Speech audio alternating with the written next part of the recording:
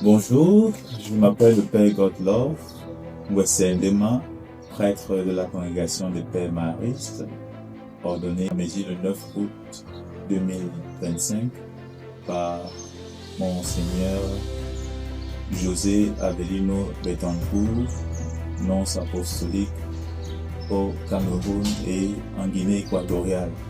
Et cela s'est fait en la paroisse Saint-Charles Luanga, en Côte d'Ivoire, à Yaoundé, au Cameroun. Comme d'habitude, chaque matin, il faut d'abord se réveiller très tôt, dans les environs de 5 heures au plus tard, pour se préparer, parce que la messe est à 6 heures du matin. Après la messe de 6 heures le matin, bien évidemment, on cherche à voir comment prendre un peu le petit déjeuner rapidement.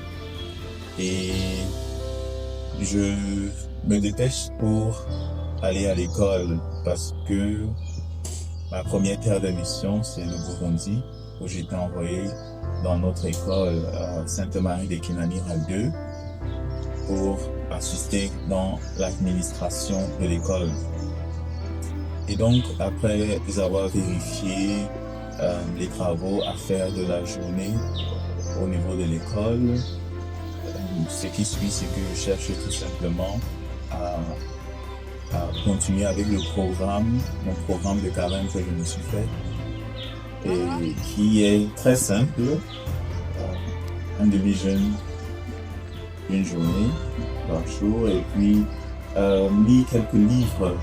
Et pour l'instant, je lisais, parce que j'ai déjà fini, je lisais Disciples of the Risen Christ, par Cardinal Martini, et en parallèle un autre livre, The Richest Man in Babylon. Bon, ceci est un peu dans l'optique de suivre ce que le pape François a recommandé aux prêtres une fois, de ne pas simplement lire des livres spirituels, mais aussi d'étendre sa lecture et lire autre chose, la poésie, l'histoire. Quand le temps du déjeuner arrive, disons 13 heures, je rentre en communauté pour partager le repas avec mes confrères, et après prendre un temps de quelques minutes de repos, puis je reviens dans l'après-midi pour continuer avec les travaux qui restent au niveau de l'école. Et en plus de cela aussi, il y a les prières usuelles, les prières quotidiennes, le chapelet, le rosaire, chapelet à la miséricorde divine. Et le soir, bien évidemment, nous avons les vêpres. Après les vêpres, il y a le repas du soir qui suit. Et après ça, c'est le moment de faire un peu de silence, de lire encore un peu plus. Bon, et la troisième chose que je lis aussi un peu plus, c'est ma Bible.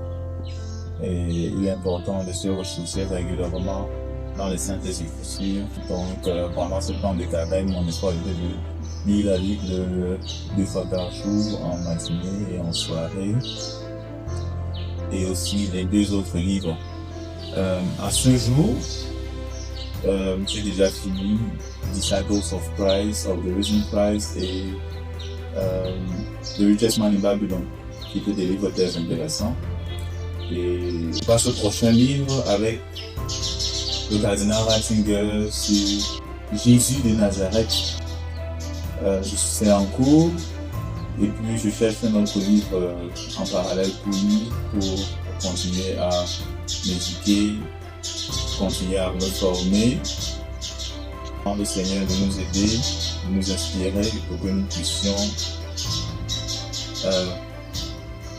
bien vivre ce moment, et surtout avec la Pâque qui s'approche, mais pas seulement de vivre pour la Pâque, mais cheminer avec le Christ pendant son moment de la Passion, pour qu'avec lui, nous puissions nous réjouir avec sa résurrection et être les témoins de son amour et de sa miséricorde pour que nous nous faisons.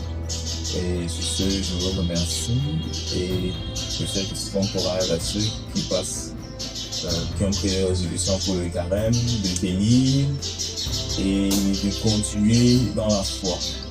Merci. Au revoir.